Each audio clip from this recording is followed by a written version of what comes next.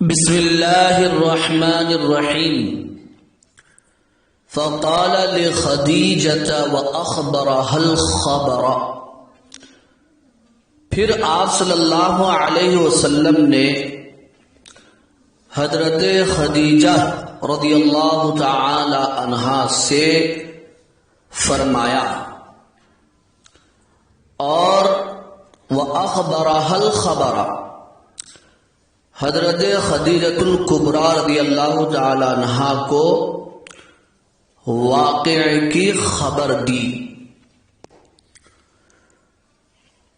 عزیز طالبات، آپ کے سامنے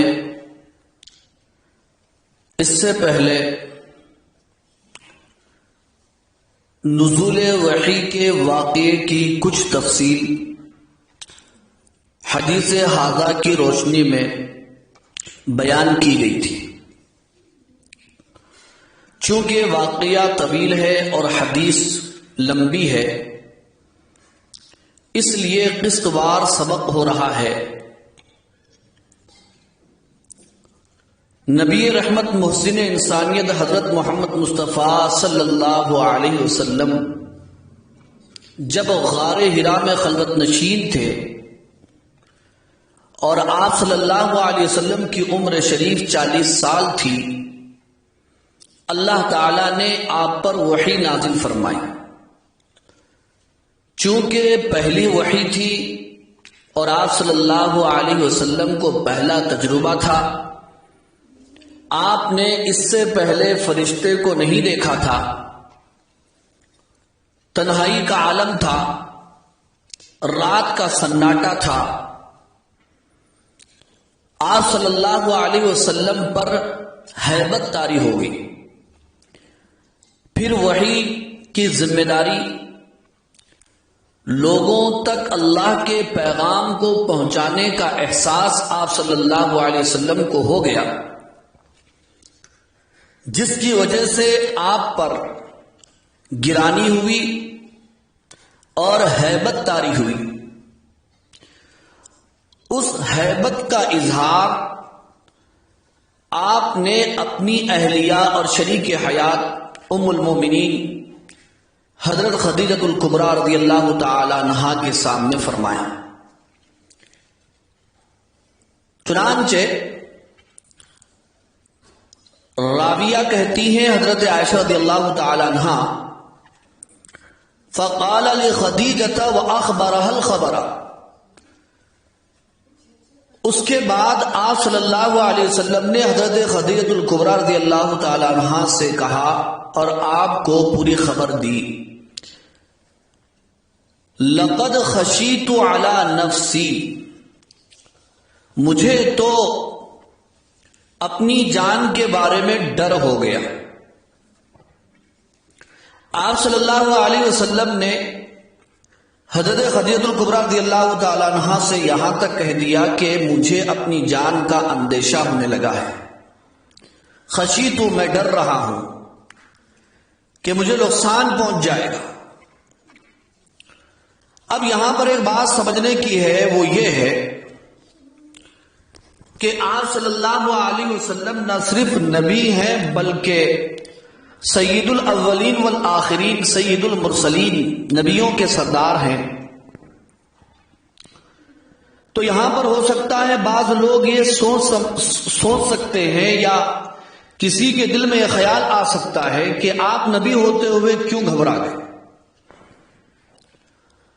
اور ہیبت کیوں کھا گئے۔ لوگ اس طرح کے سوالات بھی کرتے ہیں اور گمان بھی کرتے ہیں، نبیوں کے بارے میں بھی اور عام طور پر دیندار لوگوں کے بارے میں، علماء کے بارے میں، کہ بھئی یہ تو عالم ہے، مفتی ہیں، اس کے باوجود گھبرا رہے ہیں، پریشان ہو رہے ہیں، ان پر مصیبتیں آ رہی ہیں، پریشانیاں آ رہی ہیں، بیماریوں نے ان کو گھیرے میں لے لیا ہے۔ تو دراصل معلوم یہ ہونا چاہیے کہ بیماری ہو یا پریشانی، ہیبت ہو یا ڈر، یہ چیزیں نبوت کے یا علم کے منافی نہیں ہیں. اس کی وجہ یہ ہے کہ یہ طبعی چیز ہے. بیمار ہونا یا ڈرنا یا خوف کھانا طبعی چیز ہے، اور اس کے ذریعے سے کسی پر اعتراض نہیں کیا جا سکتا ہے. وہی طبعی چیز آپ صلی اللہ علیہ وسلم پر طاری ہوئی تھی غار حرا میں. اب کوئی یہ نہیں کہہ سکتا کہ آپ کیوں ڈر گئے نبی ہوتے ہوئے، پیغمبر ہوتے ہوئے. آپ جانتے ہیں کہ حضرت موسیٰ علیہ السلام کو کوہ طور پر اللہ تعالیٰ نے جب فرمایا کہ اپنے ہاتھ میں جو عصا ہے اسے زمین پر ڈال دیں، بحکم الہی انہوں نے ڈال دیا تو وہ اژدہا بن گیا. موسیٰ علیہ السلام ڈر کے بھاگنے لگے. اللہ کا حکم آیا ڈرو مت، لا تخف، اسے اپنے ہاتھ میں لے لو، تو پھر وہ پہلے جیسا ہو گیا. تو ظاہر بات ہے یہاں پر حضرت موسیٰ علیہ السلام کا ڈرنا، خوف کھانا اور بھاگنا، وہاں سے ہٹ جانا، یہ نبوت و رسالت کے منافی نہیں ہے اور خلاف نہیں ہے.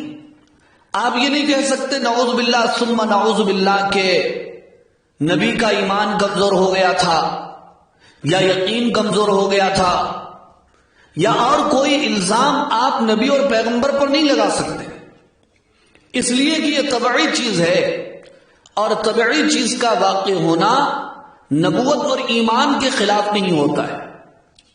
اور یہی چیز یہاں پر ہمارے نبی صلی اللہ علیہ وسلم پر پیش آئی کہ طبعاً آپ گھبرا گئے، خوف کھا گئے. اسی کا اظہار آپ نے اپنی اہلیہ اور شریک حیات حضرت خدیجہ بنت خویلد رضی اللہ تعالی عنہا کے سامنے فرمایا. حضرت شاہ صاحب رحمت اللہ علیہ نے بڑی عجیب بات ارشاد فرمائی جسے شارحین نے نقل فرمایا. صاحب کشف الباری نے حضرت شاہ صاحب کا یہ قول نقل فرمایا اور دل کو بہت اچھا لگا کہ یہاں پر تعجب اس بات کا نہیں ہے کہ رسول اعظم کو، آپ صلی اللہ علیہ وسلم کو ڈر کیوں ہوا، خوف کیوں ہوا، یہ سوچنے کی بات نہیں ہے. یہاں پر شاہ صاحب فرماتے ہیں اس کے بجائے تم یہ سوچو اور اس پر تعجب کرو اور اس پر حیرت کرو کہ ایک بشر نے، ایک انسان نے وحی اعظم کا تحمل کیسے فرمایا. وہی کتنی عظیم شے ہوتی ہے، اور قرآن کی عظمت کتنی ہوتی ہے، قرآن کی ہیبت کتنی ہوتی ہے. آپ نے اس سے پہلے سماعت فرمایا کہ اللہ تعالیٰ نے خود قرآن مجید میں قرآن کے بارے میں فرمایا لو انزلنا هذا القرآن على جبل لرأيته خاشعا متصدعا من خشية الله وتلك الأمثال نضربها للناس لعلهم يتفكرون. کہ اگر ہم اس کلام کو اور قرآن کو کسی پہاڑ پر اتارتے تو تم دیکھتے کہ اللہ تعالیٰ کی خشیت کی وجہ سے اور اس کلام پاک کی عظمت کی وجہ سے وہ ٹکڑے ٹکڑے اور ریزے ریزے ہو جاتا. تو تعجب اس پر مت کرو کہ نبی کیسے ڈر گئے، بلکہ تم تعجب اس بات پر کرو اور حیرت اس بات پر کرو کہ آپ صلی اللہ علیہ وسلم نے وحی کا تحمل کیسے فرمایا ہوگا، اتنی بڑی چیز کو آپ نے کیسے برداشت کیا، یہ سوچو. عزیز طالبات، آپ نے جب اپنی اہلیہ کے سامنے اور حضرت خدیجہ الکبریٰ رضی اللہ تعالی عنہا کے سامنے اپنی اس ہیبت کا اور خشیت کا اظہار فرمایا، تو دنیا کی اگر کوئی اور عورت ہوتی تو وہ اپنے شوہر کو بجائے ہمت دینے کی اور حوصلہ دینے کے ڈرا دیتی اور دھمکا دیتی اور یوں کہتی کہ میں نے تو پہلے ہی کہا تھا کہ آپ پہاڑوں میں مت جائیے اور وہاں پر مت بیٹھیے، لیکن آپ میری نہیں سنے اور وہاں پر جا کر خلوت نشین ہو گئے. وہ پہاڑی علاقہ تھا، پتہ نہیں وہاں پر کوئی جن آ گیا یا کوئی شیطان آ گیا اور اسی کے آپ کے اوپر اثرات ہیں. پھر وہ عورت اپنے شوہر کو کسی کاہن اور نجومی یا عامل کے پاس لے کر جاتی، لیکن داد دیجئے ام المومنین حضرت خدیجہ الکبریٰ رضی اللہ تعالی عنہا کی، کے بجائے اس کے انہوں نے آپ صلی اللہ علیہ وسلم کو پہلے تو تسلی دی اور آپ کی ڈھارس باندھی، حوصلہ افزائی کی، اور وہ کلمات آپ نے ارشاد فرمایا جو آج بھی بخاری شریف کے اور آنکھ پر چمک رہے ہیں، تسلی دیتے ہوئے حضرت خدیجہ الکبریٰ رضی اللہ تعالی عنہا کہنے لگی، فقالت خدیجہ، تو حضرت خدیجہ الکبریٰ رضی اللہ تعالی عنہا نے کہا، کلا، ہرگز نہیں. یہ پہلا جملہ تھا جو ان کی زبان سے نکلا تھا، اور کلا اس جملے کے بارے میں، اس حرف کے بارے میں آپ جانتے ہیں، ہرگز نہیں، واللہ ما یخزیک اللہ ابدا، قسم خدا کی اللہ تعالیٰ آپ کو کبھی رسوا و ذلیل نہیں فرمائے گا. یخزی باب افعال سے ہے، جس کے معنی رسوا کرنے کے آتے ہیں، ذلیل کرنے کے آتے ہیں،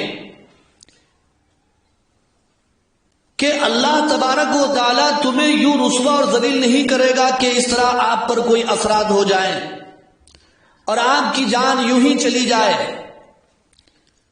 یا نعوذ باللہ آپ کی عقل اور دماغ معوف ہو جائے. ایسا ہرگز نہیں ہو سکتا ہے.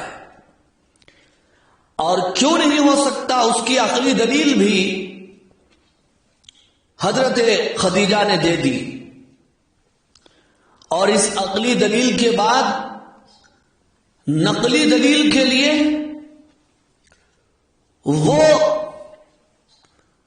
عیسائی عالم حضرت ورقہ ابن نوفل کے پاس آپ کو لے بھی گئی.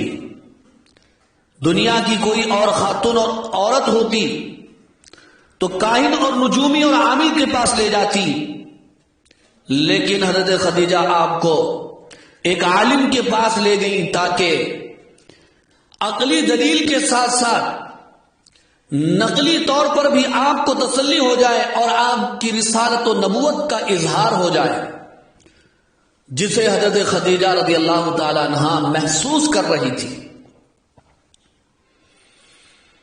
تو بہرحال آپ صلی اللہ علیہ وسلم کو تسلی دیتے ہوئے کہ اللہ آپ کو ضائع نہیں کرے گا، اللہ آپ کو رسوا نہیں کرے گا، کیونکہ آپ تو عظیم اخلاق کے مالک ہیں. آپ میں جو اوصاف ہیں، جو کمالات ہیں، ان کمالات و اوصاف کو دیکھتے ہوئے یہ کہا جا سکتا ہے کہ آپ کی شان تو اونچی شان ہے، آپ کا مقام تو بڑا مقام ہے، آپ یوں ہی دنیا سے رخصت نہیں ہو جائیں گے، بلکہ اللہ آپ سے بڑا کام لینے والا ہے. چنانچہ آپ کے اوصاف شمار کرتے ہوئے، بیان کرتے ہوئے حضرت خدیجہ رضی اللہ تعالی عنہا کہنے لگی، انک لتصل الرحم، اس لیے کہ آپ صلہ رحمی کرتے ہیں. صلہ رحمی کہتے ہیں رشتہ داروں کا خیال کرنا، رشتہ داروں کی خدمت کرنا، رشتہ داروں کے حقوق ادا کرنا. یہ بہت بڑی چیز ہے، احادیث میں اس کی بڑی فضیلت و اہمیت بیان کی گئی ہے. صلہ رحمی کرنے والوں کی عمر میں رزق میں برکت ہوتی ہے، صحت و تندرستی حاصل ہوتی ہے. اور آپ صلی اللہ علیہ وسلم کے اوصاف بیان کرتے ہوئے سب سے پہلا وصف حضرت خدیجہ نے صلہ رحمی کرنے کا بیان فرمایا، جس کے سلسلے میں شارحین فرماتے ہیں کہ صلہ رحمی کا وصف سب سے پہلے حضرت خدیجہ نے اس لیے بیان کیا کہ اور لوگوں کے حقوق ادا کرنا وہ آسان ہے، لیکن رشتہ داروں کے حقوق ادا کرنا مشکل ہوتا ہے. اس لیے سب سے پہلا وصف صلہ رحمی کا بیان کیا گیا. اور کہنے لگی انک لتصل الرحم، کہ آپ تو صلہ رحمی کرنے والے ہیں. اور دوسرا وصف حضرت خدیجہ رضی اللہ تعالی عنہا نے بیان فرمایا وَتَحْمِلُ الْكَلَّ. وَتَحْمِلُ الْكَلَّ، کلّا کاف کے اوپر فتحہ ہے، نصب ہے. کلن، کلن کے معنی بوجھ کے آتے ہیں. اور ترجمہ یہ ہے کہ آپ بوجھ اٹھاتے ہیں. تحملو اٹھاتے ہیں، کل بوجھ اٹھاتے ہیں سے مراد یہ ہے کہ آپ غریبوں، یتیموں، بے کسوں، بیواؤں کی خدمت کرتے ہیں، ان کی ذمہ داری قبول کرتے ہیں، ان کی سرپرستی کرتے ہیں، ان کی مدد کرتے ہیں، تو وہ آپ ان کا بوجھ اٹھانے والے ہیں. اور تیسری صفت یہ بیان کیا وَتَكْسِبُ الْمَعْدُومَ، اور آپ ناداروں کے لیے کمائی کرتے ہیں. تقسیبوں میں دو قرأتیں ہیں، دو طریقے سے آپ اسے پڑھ سکتے ہیں، باب افعال سے بھی اور مجرد میں باب ضربہ یضربو سے بھی، لیکن دونوں کے معنی ایک ہی ہوں گے. اور معدوم عدم سے نکلا ہے، جس کے معنی کسی چیز کے نہ ہونے کے آتے ہیں. اور یہاں پر معدوم سے مراد مال معدوم ہے یا اچھے اچھے اخلاق ہیں، کہ آپ ناداروں کے لیے کمائی کرتے ہیں. معدوم ایسا شخص جس کے پاس کچھ نہ ہو، ایسا مسکین جس کے پاس کچھ نہ ہو، اسے معدوم کہا جاتا ہے. تو آپ مال معدوم بھی کماتے ہیں، ایسا مال جو اور لوگ نہیں کما سکتے آپ کماتے ہیں، یا آپ ایسے شخص کی مدد فرماتے ہیں جس کے پاس کچھ نہیں ہے. اور چوتھی صفت یہ بیان کی گئی وہ تقریء الضیفہ، اور آپ مہمان نوازی کرتے ہیں. مہمان نوازی بھی بڑی چیز ہے. آپ صلی اللہ علیہ وسلم نے ارشاد فرمایا جو اللہ پر اور آخرت کے دن پر ایمان رکھتا اسے چاہیے کہ وہ مہمان نوازی کرے، مہمانوں کی خدمت کرے. یہ چیز بھی دین کے پھیلانے کے لیے بڑی اہم چیز ہے. وَتُعِينُ عَلَى نَوَائِبِ الْحَقِّ، اور آپ حق بجانب امور میں مدد کرتے ہیں. اعانہ یعین باب فعال سے ہے، اعانت کرنا، مدد کرنا. نوائب الحق، نوائب یہ جمع ہے، اس کا واحد ہے نائبۃ، اور اس کے معنی ہیں حادثہ اور مصیبت. حادثہ یا مصیبت اس کے معنی ہیں. اور نوائب الحق کا مطلب یہ کہ نوائب یعنی حادثات، مصیبتیں، یہ دو طریقے کی ہوتی ہیں.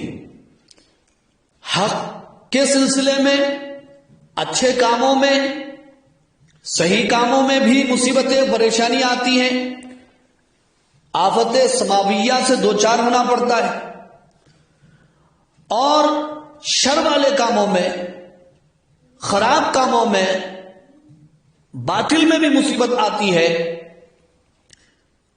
تو اس کو بھی نوائب الشر کہا جا سکتا ہے۔ تو یہاں پر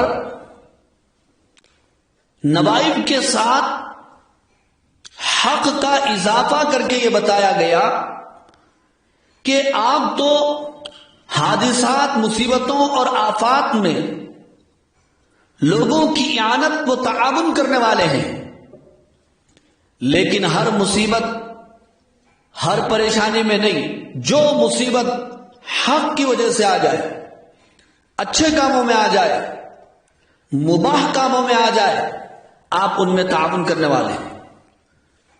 اعمال بد میں، اعمال شر کی وجہ سے مصیبتیں اور پریشانیاں آتی ہیں، ان میں آپ تعاون کرنے والے نہیں ہیں، آپ صرف خیر کی مصیبتوں میں لوگوں کا تعاون کرنے والے۔ اب آپ یہاں پر دیکھیے، آپ کے لیے سب سے بڑا سبق، خاص طور پر طالبات کے لیے، عورتوں کے لیے، یہ ہے کہ دین کے کاموں میں اپنے شوہروں کی حوصلہ افزائی کرنا چاہیے، ان کو تسلی دینا چاہیے، اور ان کے دینی کاموں میں، دینی خدمات میں عورتوں کو ہاتھ بٹانا چاہیے، جیسا کہ حضرت خدیجہ الکبریٰ رضی اللہ تعالی عنہا نے اپنا مال اور اپنی جان اور اپنا وقت دین کے لیے لگا دیا، اور اپنے شوہر ہمارے نبی اور ہمارے پیغمبر صلی اللہ علیہ وسلم کی قدم قدم پر حوصلہ افزائی فرمائی اور تسلی دیتی رہی۔ دوسرا سبق یہ ملا کہ خدمت خلق آپ صلی اللہ علیہ وسلم کی سنت ہے، لوگوں کی خدمت کرنا، اس سے دینی کاموں میں تعاون ہوتا ہے اور دنیا کو اچھا سبق ملتا ہے، لوگ مسلمانوں کے اور اسلام کے گرویدہ ہو جاتے ہیں۔ آپ صلی اللہ علیہ وسلم کی پوری سیرت طیبہ دیکھیے تو آپ کو نظر آئے گا کہ خدمت خلق آپ نے کیسے فرمایا، اور آپ کی خدمت کی وجہ سے لوگ کس طرح اسلام میں فوج در فوج داخل ہوتے رہے اور آتے رہے۔ لیکن افسوس کی بات یہ ہے کہ لوگ، یعنی مسلمان، اس دور میں خدمت خلق کے شعبے میں بہت ہی پیچھے ہے۔ یہ شعبہ تو دوسری قوموں میں نظر آ رہا ہے، دوسرے لوگوں نے اس کا بیڑا اٹھا رکھا ہے، جس کی وجہ سے دنیا ان کی طرف مائل ہے۔ نعوذ باللہ، مسلمان بھی ارتداد کا شکار ہو رہے ہیں اور مسلمانوں سے دور ہو رہے ہیں۔ ضرورت اس بات کی ہے کہ خدمت خلق جہاں تک ہو سکے اپنے گھر میں بھی کریں، اپنے ساس سسر کی خدمت کرنا یہ بھی خدمت خلق میں شامل ہے، اپنے خاندان کی خدمت کرنا یہ بھی خدمت خلق میں شامل ہے، اس پر دگنا ثواب ملنے والا ہے۔ اپنے محلے کے معذور، محلے کے مجبور لوگوں کی خدمت کرنا، پڑوسیوں کی خدمت کرنا، جنازے میں شرکت کرنا، میت میں شرکت کرنا، بیماروں کی عیادت کرنا، یہ سب خدمت خلق میں شامل اور داخل ہے۔ تو حضرت خدیجہ الکبریٰ رضی اللہ تعالی عنہا نے پہلے تو آپ صلی اللہ علیہ وسلم کو تسلی دی، پھر اس کے بعد حضرت خدیجہ الکبریٰ رضی اللہ تعالی عنہا حضور پاک صلی اللہ علیہ وسلم کو اس زمانے کے بڑے بوڑھے تجربے کار نصرانی عالم دین جو اس وقت حق دین پر تھے، اسلام کی آمد سے پہلے ملک عرب میں دین حق نصرانیت تھا، اور ورقہ ابن نوفل اور اسی طرح ایک اور صحابی ہیں جن کا نام غالباً زید بن عمر ہے، یہ دونوں حضرات تلاش حق میں ملک شام گئے تھے، اور حضرت زید بن عمر نے دین ابراہیمی کو اختیار کیا اور اسی پر آخری دم تک قائم رہے، یہاں تک کہ آپ صلی اللہ علیہ وسلم نے نبوت کا اعلان کیا تو انہوں نے اسلام قبول کیا اور صحابیت کا شرف حاصل فرمایا۔ اور حضرت ورقہ ابن نوفل اس وقت کے حساب سے دین حق نصرانیت تھا، تو وہ نصرانی اور عیسائی بن گئے تھے ایک راہب کے ہاتھ پر، اور اسی پر قائم تھے کہ اتنے میں آپ صلی اللہ علیہ وسلم کے اس نزول وحی کا واقعہ پیش آیا، اور حضرت خدیجہ الکبریٰ رضی اللہ تعالی عنہا حضور پاک صلی اللہ علیہ وسلم کو لے کر حضرت ورقہ کے پاس تشریف لے گئی، اور حضرت ورقہ حضرت خدیجہ الکبریٰ رضی اللہ تعالی عنہا کے چچا زاد بھائی بھی تھے، رشتے میں عالم بھی تھے، دین حق پر قائم تھے، وہ دور رس نگاہ رکھنے والے بالغ نظر بھی تھے۔ جب انہوں نے آپ صلی اللہ علیہ وسلم سے نزول وحی کا مکمل واقعہ سماعت فرمایا تو اول مرحلے میں یوں فرمایا، ھذا الناموس الذی نزل اللہ علی موسیٰ، یہ تو وہی فرشتہ اور ناموس معلوم ہوتا ہے جسے اللہ نے حضرت موسیٰ علیہ السلام پر نازل فرمایا تھا یا موسیٰ علیہ السلام کے پاس بھیجا تھا۔ پھر انہوں نے تسلی بھی دی اور آپ صلی اللہ علیہ وسلم پر آنے والی مشکلات کی طرف اشارہ فرمایا، آنے والی مصیبتوں سے دوچار ہونے کی طرف انہوں نے ایما بھی فرمایا، یہاں تک کہ فرمایا کہ آپ کو آپ کی قوم آپ کے وطن سے، آپ کے ملک اور بستی سے نکال دے گی۔ اس پر آپ صلی اللہ علیہ وسلم کو بڑا تعجب ہوا کہ میری قوم مجھے نکال دے گی جو مجھے صادق کہتی ہے، امین کہتی ہے۔ تو اس پر حضرت ورقہ نے فرمایا کہ جو بھی دنیا میں نبی اور پیغمبر آیا اور دین حق لے کر اٹھا، حق کی دعوت دی، تو اس کے ساتھ دشمنی کی گئی، عداوت کی گئی، ہجرت کرنے پر مجبور کیا گیا۔ یہی سلوک اور برتاؤ آپ کے ساتھ آپ کی قوم اور آپ کے ملک کے، آپ کے شہر کے باشندے کرنے والے ہیں، اس میں گھبرانے کی کوئی بات نہیں۔ دیکھیے ترجمہ، فانطلقت بہ خدیجۃ، پھر آپ صلی اللہ علیہ وسلم کو لے کر چلی حضرت خدیجہ رضی اللہ تعالی عنہ، حتی اتت بہ ورقۃ بن نوفل بن اسد بن عبد العزى، یہاں تک کہ آپ کو لے کر آئیں ورقہ بن نوفل بن اسد بن عبد العزى کے پاس، ابن عمی خدیجہ، جو حضرت خدیجہ رضی اللہ تعالی عنہا کے چچا زاد بھائی تھے، چچا کے بیٹے تھے، اس کا مرادی ترجمہ میں نے کیا چچا زاد بھائی تھے۔ وَكَانَ امْرَأً قَدْ تَنَصَّرَ فِي الْجَاهِلِيَّةِ، اور وہ شخص تھے جنہوں نے نصرانیت اختیار کیا تھا زمانے جاہلیت میں۔ وَكَانَ يَكْتُبُ الْكِتَابَ بِالْعِبْرَانِيَّةِ، اور وہ کتاب لکھتے تھے عبرانی زبان میں۔ وَيَكْتُبُ مِنَ الْإِنْجِيلِ بِالْعِبْرَانِيَّةِ مَا شَاءَ اللَّهُ أَنْ يَكْتُبَ، تو وہ انجیل لکھتے تھے عبرانی زبان میں، اللہ تعالیٰ کی مرضی کے مطابق لکھنا، جتنا اللہ تعالیٰ کی طرف سے انہیں قوت اور طاقت ملتی تھی اسی کے حساب سے وہ کتاب لکھتے تھے، انجیل لکھتے تھے۔ اب یہاں پر دو تین باتیں سمجھنے کی ہیں۔ پہلی بات تو یہاں پر سمجھنے کی یہ ہے کہ حضرت خدیجۃ الکبریٰ رضی اللہ تعالی عنہا حضور اکرم صلی اللہ علیہ وسلم کو ورقہ ابن نوفل کے پاس کیوں لے گئی؟ کیا نعوذ باللہ حضور پاک صلی اللہ علیہ وسلم کو اپنی نبوت اور رسالت میں شک تھا اور غار حرا میں آنے والا فرشتہ وہی لے کر آیا؟ آپ کو نعوذ باللہ اس وحی کے بارے میں شک تھا جو پوچھنے کے لیے ورقہ ابن نوفل کے پاس تشریف لے گئے؟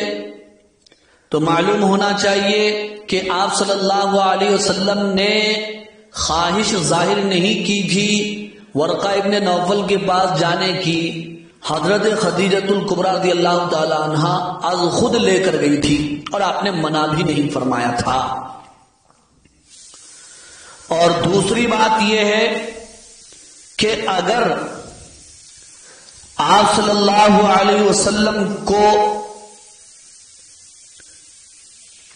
شک ہوتا وحی میں، یا آپ کو نعوذ باللہ اپنی رسالت میں، تو آپ اتنا کیوں گھبراتے؟ آپ کی یہ گھبراہٹ اور یہ فکر بتا رہی ہے کہ آپ کو اپنی ذمہ داری کا مکمل احساس ہو گیا تھا،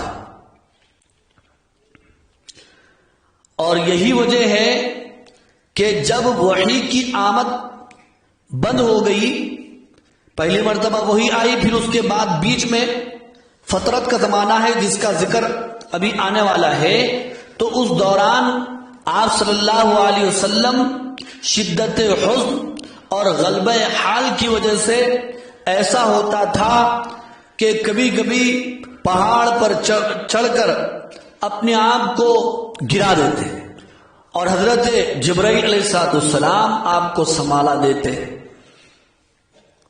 اور آپ کو پکڑ لیتے۔ اگر آپ کو نعوذ باللہ وحی کے بارے میں کچھ شک ہوتا تو آپ کا یہ شوق کا جذبہ ایسا کیوں پیدا ہوتا، یہ شدت غم ایسا کیوں ہوتا؟ تو جنہوں نے بھی اس طرح کے سوالات اٹھائے ہیں وہ بالکل غلط ہیں اور بیجا ہے۔ اور دوسری بات یہاں پر سمجھنے کی یہ ہے کہ حضرت ورقہ ابن نوفل کتاب لکھتے تھے، سے مراد کون سی کتاب ہے؟ انجیل ہے۔ انجیل وہ لکھتے تھے، تو انجیل اور تورات کون سی زبان میں تھی؟ شارحین فرماتے ہیں کہ تورات اور انجیل کی زبان عبرانی زبان تھی، اور بعض علماء نے فرمایا کہ تورات عبرانی زبان میں تھی اور انجیل سریانی زبان میں تھی، اور حضرت ورقہ ابن نوفل انجیل کو کبھی عبرانی میں لکھتے تھے اور کبھی عربی میں لکھتے تھے۔ اس طرح وہ انجیل کی خدمت کیا کرتے تھے، اور کتاب لکھنے سے ان کا مقصد پیسے کمانا یا دولت کمانا نہیں تھا، بلکہ انجیل کی حفاظت کے لیے کبھی انجیل کا ترجمہ عربی میں کرتے تھے اور کبھی عبرانی میں کرتے تھے، اس لیے کہ کتاب کو حفظ کرنا یہ تو قرآن کی خصوصیات ہے اور کتابوں کی خصوصیات نہیں ہے، تو اور کتابوں کی حفاظت کے لیے دوسرے انداز اختیار کیے گئے۔ تو ورقہ ابن نوفل ثواب کی نیت سے، خدمت کی نیت سے انجیل لکھتے تھے، کبھی عبرانی زبان میں کبھی عربی۔ عبرانی زبان کو عبرانی کیوں کہا جاتا ہے؟ اس سلسلے میں شارحین فرماتے ہیں کہ نمرود کے ظلم اور ستم اور جور کے بعد حضرت ابراہیم علیہ نبینا علیہ السلام نے بحکم الہی عراق سے ملک شام ہجرت فرمائی اور دریائے دجلہ عبور فرمایا، تو اس کے بعد جو زبان ملی تھی وہ عبرانی، اور عبرانی عبور سے مشتق ہے۔ دریائے دجلہ یا عراق سے عبور کرنے کے بعد یہ زبان ملی، اس لیے اس کا نام عبرانی رکھا گیا۔ اور سریانی کو سریانی کیوں کہا جاتا ہے؟ شارحین فرماتے ہیں کہ اللہ تعالیٰ نے جب حضرت آدم علیہ السلام کو تعلیم اسماء دیا تو وہ سری تھی، یعنی بالکل اللہ نے چپکے سے آہستہ سے تعلیم دی تھی، تعلیم اسماء چپکے سے سری طور پر، اس لیے اس زبان کا نام سریانی پڑ گیا تھا۔ تو وہی بات یہاں پر کہی گئی کہ وَكَانَ يَكْتُبُ الْكِتَابَ بِعِبْرَانِيَّةٍ فَيَكْتُبُ مِنَ الْإِنْجِيلِ بِالْعِبْرَانِيَّةِ مَا شَاءَ اللَّهُ أَن يَكْتُبَ وَكَانَ شَيْخًا كَبِيرًا قَدْ عَمِيَ، اور وہ بڑے بوڑھے آدمی تھے جو نابینا ہو چکے تھے۔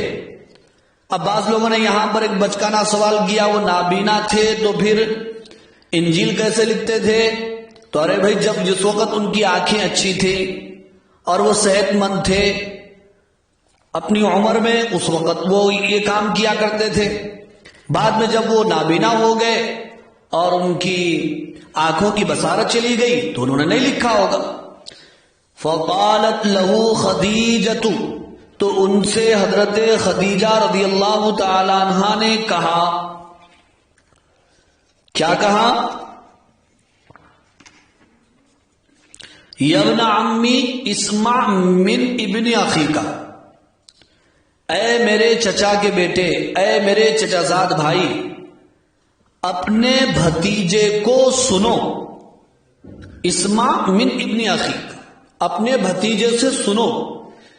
حضور پاک صلی اللہ علیہ وسلم کو بھتیجا اس لیے فرمایا کہ ورقہ ابن نوفل کی عمر بڑی تھی اور آپ صلی اللہ علیہ وسلم کی عمر ان کے سامنے چھوٹی تھی، اس لیے بجائے دوسرا رشتے کا واسطہ دینے کے بھتیجا فرمایا حضرت خدیجہ الکبریٰ رضی اللہ تعالی عنہا نے۔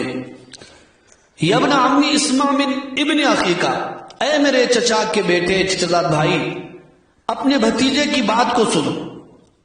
فقال له ورقہ، تو آپ صلی اللہ علیہ وسلم سے ورقہ نے کہا، یا ابن اخی ماذا ترى، اے میرے بھتیجے تم کیا دیکھتے ہو یا تم نے کیا دیکھا؟ فاخبرہ رسول اللہ صلی اللہ علیہ وسلم خبر ما رأى، تو آپ صلی اللہ علیہ وسلم نے ان کو خبر دی وہ خبر جو آپ نے دیکھا، یعنی غار ہرا کا پورا واقعہ آپ صلی اللہ علیہ وسلم نے حضرت ورقہ ابن نوفل کو سنایا،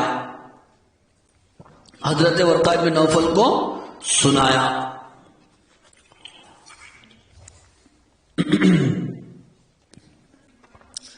فقال له ورقۃ، تو آپ صلی اللہ علیہ وسلم سے حضرت ورقہ نے کہا، ھذا الناموس الذی نزل اللہ علی موسیٰ، یہ وہی ناموس ہے جسے اللہ نے نازل فرمایا موسیٰ علیہ السلام پر۔ ناموس کے معنی رازدار، مراد یہاں پر فرشتہ ہے، وہ فرشتہ جو وحی لے کر آتا ہے۔ حضرت جبرائیل علیہ السلام کے بارے میں فرمایا۔ اب یہاں پر ایک سوال یہ ہے کہ حضرت ورقہ تو یہودی نہیں تھے، عیسائی تھے، تو ظاہر بات ہے عیسیٰ علیہ السلام پر کی شریعت پر وہ چلنے والے تھے، تو انہوں نے عیسیٰ علیہ السلام کا نام لینے کے بجائے حضرت موسیٰ علیہ السلام کا نام لیا یہاں پر، نزل اللہ علی موسیٰ۔ حالانکہ عیسائی ہے تو انہیں کہنا چاہیے تھا نزل اللہ علی عیسیٰ، چنانچہ ایک روایت یہ بھی آئی ہے، لیکن شارحین نے اس کا جواب یہ دیا کہ موسیٰ علیہ السلام پر تورات اتری تھی اور تورات جامع کتاب تھی، اسی وجہ سے حضرت ورقہ بن نوفل نے تورات کی طرف اشارہ کرتے ہوئے بتایا کہ تم پر بھی ایسی جامع کلام یا جامع کتاب نازل ہونے والی اور اترنے والی۔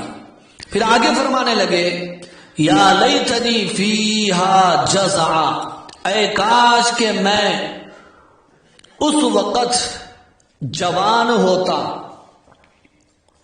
جزع کہتے ہیں اونٹنی کا وہ بچہ جو قریب البلوغ ہو، اونٹنی کا وہ بچہ جو قریب البلوغ ہو اسے جزع کہا جاتا ہے۔ اسی کے مرادی معنی یہاں پر یہ کیے گئے، اے کاش کہ میں اس وقت جوان ہوتا، یا لیتنی اکون حیا، اے کاش کہ میں اس وقت زندہ ہوتا، اذ یخرجک قومک، جب آپ کی قوم آپ کو نکال دے گی۔ فقال رسول اللہ صلی اللہ علیہ وسلم اوا مخرجیہم، تو آپ صلی اللہ علیہ وسلم نے فرمایا کیا وہ مجھے نکال دیں گے؟ آپ صلی اللہ علیہ وسلم نے تعجب کا اظہار فرمایا کہ میری قوم جو مجھے امین صادق کہتی ہے وہ مجھے نکال دے گی؟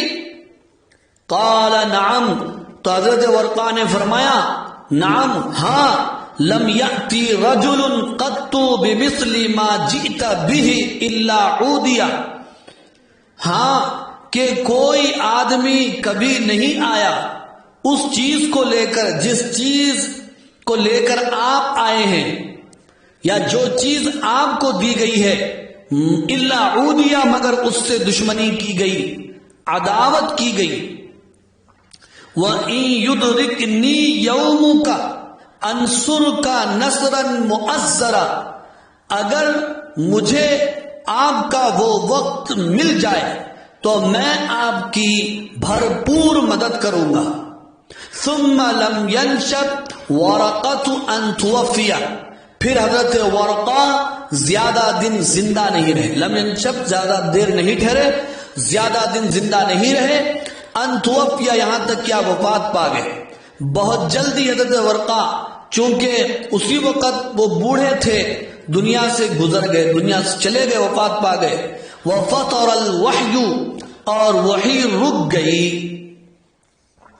آپ صلی اللہ علیہ وسلم پر جب پہلی وحی آئی اور یہ پورا واقعہ پیش آیا، پھر اس کے بعد وحی رک گئی۔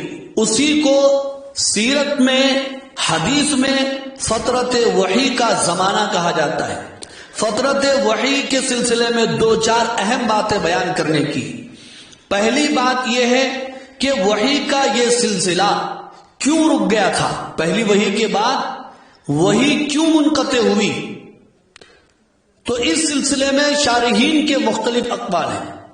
ایک قول یہ ہے کہ آپ صلی اللہ علیہ وسلم پر وحی کا بوجھ ختم ہو جائے، اس لیے اللہ تعالی نے پہلی وحی کے بعد وحی کو روک دیا تھا۔ دوسرا قول یہ ہے کہ یہ فطور یا فترت اس لیے تھی کہ آپ صلی اللہ علیہ وسلم کی طبیعت میں مزید شوق پیدا ہو۔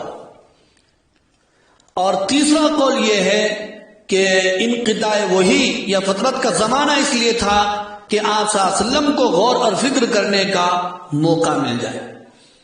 فترت وحی کے بارے میں دوسری بات یہ ہے کہ یہ فترت کا زمانہ کتنا تھا، اس میں چار قول ہیں، 2 سال کا، 2.5 سال کا، 3 سال کا، یا چند ایام کا زمانہ تھا۔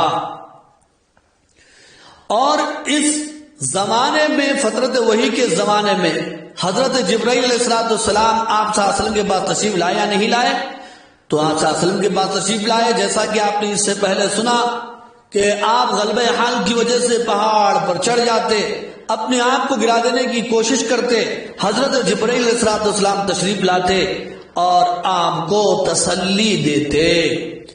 اور چوتھی بات فترت وحی کے سلسلے میں یہ ہے کہ فترت وحی کے بعد سب سے پہلی نازل ہونے والی آیات وہ سورہ مدثر کی ابتدائی آیات، گرچہ کے بعد لوگوں نے دوسری صورتوں کا نام لیا ہے، سورۃ الضحیٰ یا سورۃ علم نشرہ کا، لیکن وہ قول ضعیف۔ ہاں، تدبیر اس طرح دی جا سکتی ہے کہ یہ جو فترت کا زمانہ تھا، پہلے جو ہوا ہے 2-2.5 سال کا، یہ اس کے بعد اترنے والی آیتیں وہ سورہ مدثر کی ہیں۔ پھر اس کے بعد سورۃ الضحیٰ اس وقت جبکہ 15 دن کے لیے وہی رک گئی تھی، جبکہ مشرکوں نے آپ صلی اللہ علیہ وسلم کو تانا مارا تھا، یا آپ نے ان سے کہا تھا کہ میں کل بتاؤں گا، انشاءاللہ نہیں کہا تھا، تو 15 دن کے لیے وہی رک گئی تھی۔